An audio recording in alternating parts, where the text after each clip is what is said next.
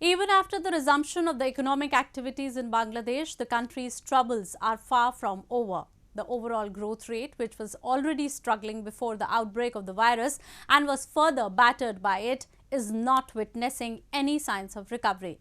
The forecasts of around 8% growth rate this year have come down to just fractions over 1%, and that too because of its cheap labour force and not due to any major government reform. The crisis has further been compounded by tens of thousands losing their jobs in the past couple of months. Have a look.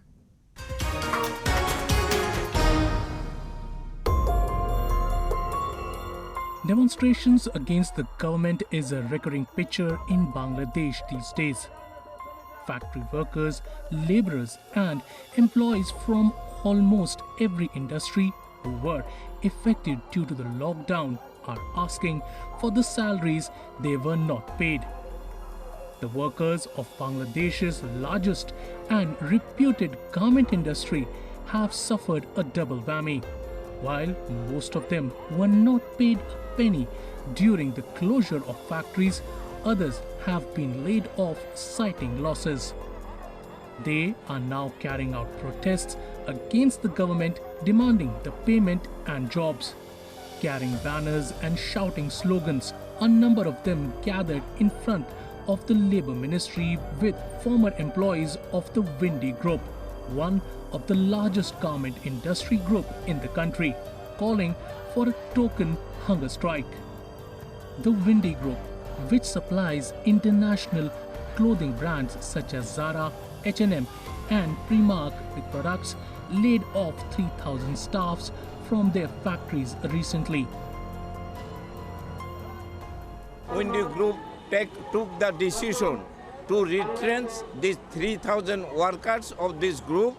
This group actually the supplier of Zara, H&M and Primark. So we are demanding reinstate these 3,000 workers with their back salary and to stop union busting in the Windy Group. Bangladesh has around 4,000 clothing factories which employ about 4 million people. Garment exports fell by 84% in the first half of April as $3 billion worth of orders were cancelled or suspended due to global store closures, according to factory owners. The number of new orders have also decreased. According to a government report, at least 17,000 garment workers have lost their jobs since orders started being cancelled in March this year. Some respite came in the form of resumption of trade along countries one of the major trading partners, India, where the trucks with stones and goods were seen crossing border a few days back. कि आज तो हम लोग का बहुत खुशी का दिन है क्योंकि आज हमारा बॉर्डर ओपन हुआ। लॉकडाउन का अंदर में पूरा बंद था, उसमें बहुत मतलब आर्थिक क्षति हुआ। Bangladesh is a relatively poor country with a high density of population. While a large number of people are unemployed in the country, others survive on meager salaries.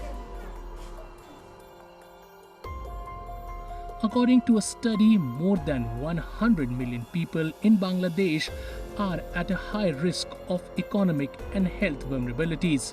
And out of these, over 53 million people are extremely poor. Their earning per day is below $2.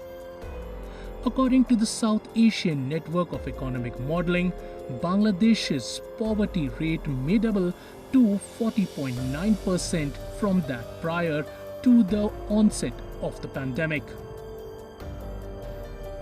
The pandemic has also hit the other main source of Bangladesh's external earnings, remittance.